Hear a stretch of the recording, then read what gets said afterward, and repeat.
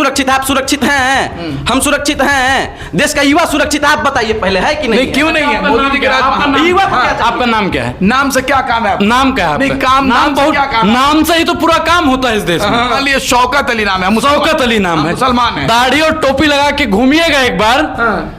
फिर आपको पता चल जाएगा आप कितना महसूस अपने आप को अच्छा कर रहे हैं। कहीं आपको चेतन सिंह मिल गया ना तो आपका भैया कल्याण हो जाएगा। आदम गोडवी साहब ने लिखा था कि काजू भुने प्लेट में बिक्सी गिलास में उतरा है रामराज विधायक निवास में। कि मैं फर्ज नहीं हूं महफिल की, मैं एक मुकम्मल महफिल हूं। महफिल न रहेगी महफिल फिर मुझको उठाया महफिल से। में है या विरोध में है? सीए का हम खुले तौर पे विरोध करते हैं। हाँ, इसका कोई फायदा नहीं और ये बेकार में सीए लाया जा रहा है। तलवारों के साए पर इतिहास हमारा बनता है, जिस ओर जवानी चलती है उस ओर जमाना चलता है।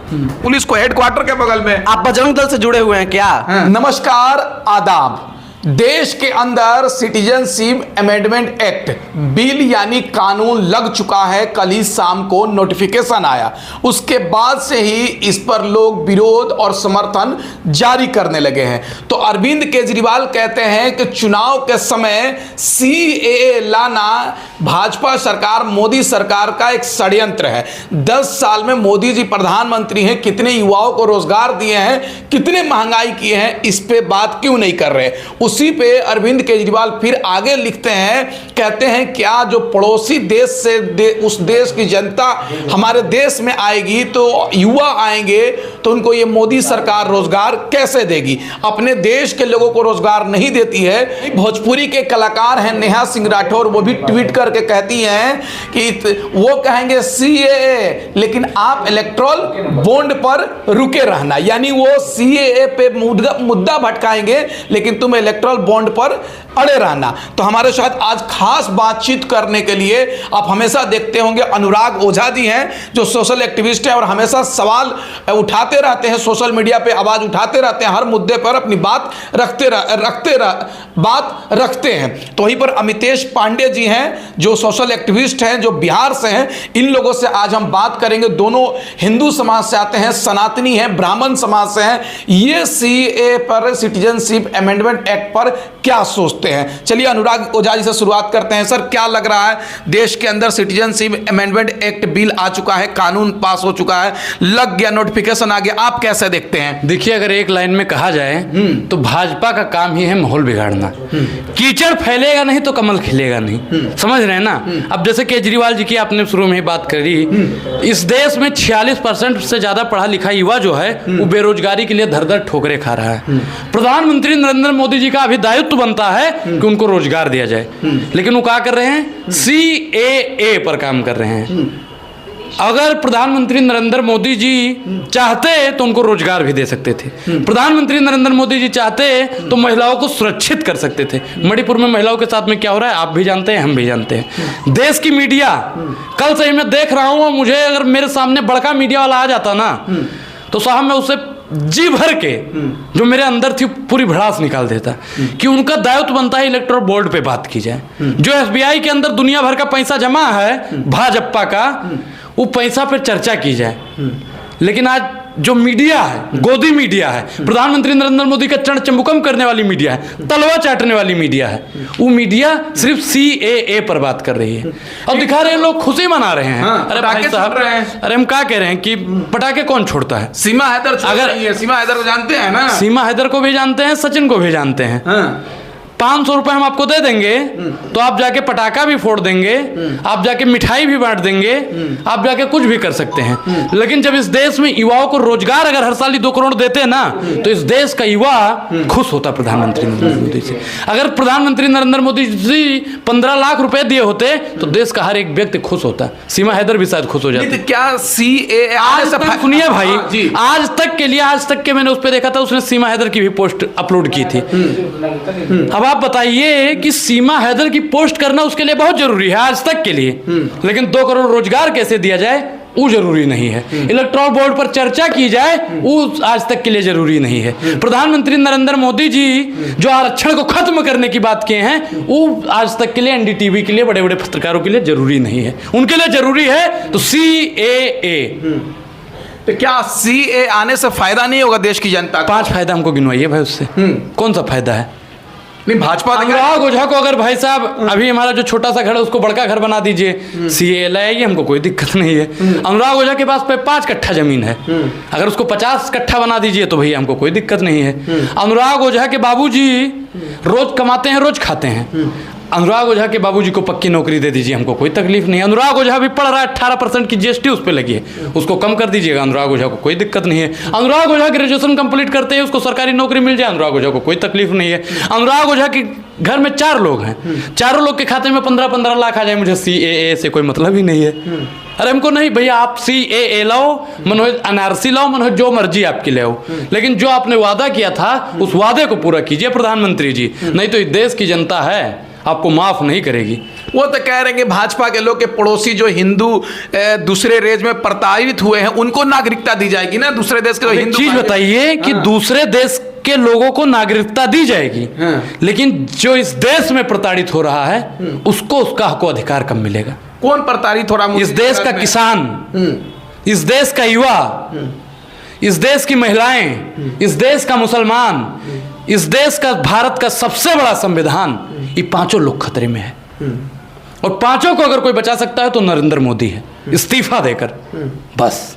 अच्छा अमितेश पांडे जी, आप क्या सोचते हैं? आप भी चंदन की एक ब्राह्मण समझते हैं, CA के समर्थन में है या विरोध में है? CA का हम खुले तौर पे विरोध करते हैं। हाँ, इसका कोई फायदा नहीं और ये बेकार में CA लाया जा रहा है। CA का क्या लाभ है? क्यों आप CA ला रहे हैं अभी? मेन कारण है कि ध्यान कहीं और लेके जाना है। इलेक्टोरल बॉन्ड वाला मसला भी उठा था, भाजपा को भी पता और पूरे देश को पता है कि ये महा घोटाला, और इसमें भाजपा पूरी तरह से लिप्त हो चुकी है, रंगे हाथों पकड़ी जा चुकी है, और गोदी मीडिया भी इसको बचाने के लिए पूरी ओर से तत्पर है। इसीलिए आप भी इलेक्टोरल बॉन्ड पे चर्चा नहीं करेंगे, लेकिन चर्चा करेंगे CAA पर। नहीं, पूरी देश की मीडिया तो वही दिखा रही है ना भाई, हम हाँ, तो छोटे पत्रकार हैं, हम क्या दिखाएंगे? हाँ, तो आप भी दिखाइए। जो सारी मीडिया दिखा रही है, बड़े बड़े एंकर दिखा रहे हैं, वही तो आप भी दिखा रहे हैं। पहले हम सोचते कि सोशल मीडिया जो है वो ठीक है, ईमानदार मीडिया है, लेकिन आपकी ईमानदारी पर भी अब मुझे संदेह है। नहीं, आप भी हिंदू समाज से आते हैं, तो ये तो कह रही है भाजपा सरकार के सिटीजनशिप अमेंडमेंट एक्ट जो आया है उससे दूसरे देश के जो हिंदू हैं, प्रताड़ित हैं, उसको नागरिकता मिलेगा भारत में, तो दिक्कत क्या है आपको? नहीं, दिक्कत है। अच्छा, हमारे देश में भी बहुत से लोग हैं हिंदू, फिर हिंदू मुसलमान कर रहे हैं। आप लोगों का यही काम है, ऐसी वाणी बोलिए, जमकर झगड़ा होए, हिंदू मुस्लिम कट मरे, सत्ता अपनी होए, तो आप लोग यही करेंगे। नहीं, वो तो कह रहे हैं कि लाएंगे ना हम दूसरे देश से जो प्रताड़ित हुए हैं। अरे काहे भाई साहब, कितना पैसा दिए हैं मोदी जी आप लोगों को ये सारा सवाल पूछने के लिए? मुद्दा से काहे भटका रहे हैं? कि घर में बाबूजी बीमार हैं, आप पहले उनकी दवाई कराएंगे, जो पड़ोस में बीमार है उनकी कराएंगे? बाबूजी के कराएंगे, स्वाभाविक बात है। अरे तो मोदी जी, जो पहले इस देश की जनता है आप उसको खुश कर दीजिए, चंगा कर दीजिए, फिर दूसरे देश को लाइएगा। और हमको दिक्कत नहीं है, आप सबको ले आइए, इसको पूरा अखंड भारत बना दीजिए, हमको तनिक भी तकलीफ नहीं है। लेकिन कम से कम जो यहाँ पे हैं उनको प्रताड़ित और मत कीजिए। कौन प्रताड़ित कर रहा है मोदी जी के राज में? भाजपा सरकार कर रही है। किसको कर रही है? किसानों के ऊपर बारूद कौन फेंक रहा है? रबड़ की गोलियां कौन मार रहा है? अनुराग ओझा वहां पे गोली चलाने गया है? बताइए। अभी जो वहां पे नमाज पढ़ रहे थे इंद्रलोक में, उनके ऊपर किसने लात मारा था? RSS और बजरंग दल की विचारधारा पुलिस वालों के अंदर भी हो गई है साहब। और इस गंदी राजनीति को, इस गंदी मानसिकता को बदलने के लिए भाजपा की सरकार को बदलना बेहद जरूरी है। नहीं, आप लोग नहीं लग रहा है कि मतलब ये कानून देश के हित में है या नहीं? आपके समस्या अभी ये हुआ। अच्छा, कोई जानकारी उनकारी है कि नहीं आपको? आपको पता होगा 2015 से लेकर अभी तक कुल मिलाकर 13,75,000 से भी अधिक देश के नागरिकों ने अपनी नागरिकता छोड़ दी है। तो आपको इस पे चिंता नहीं हो रही है? गंभीर चिंतन का विषय है जबकि ये, लेकिन आप कह रहे हैं कि और लोगों को नागरिकता मिलेगी। अरे कैसे नागरिकता मिलेगी भाई? कैसी पत्रकारिता कर रहे हो आप? आपको आप देश के लोग नागरिक देश छोड़ रहे हैं, और भाजपा कह रही है कि पूर्व मोदी जी के आने के बाद पूरे दुनिया में डमका पीटा जा रहा है, पूरे दुनिया में नाम हो रहा है भारत का।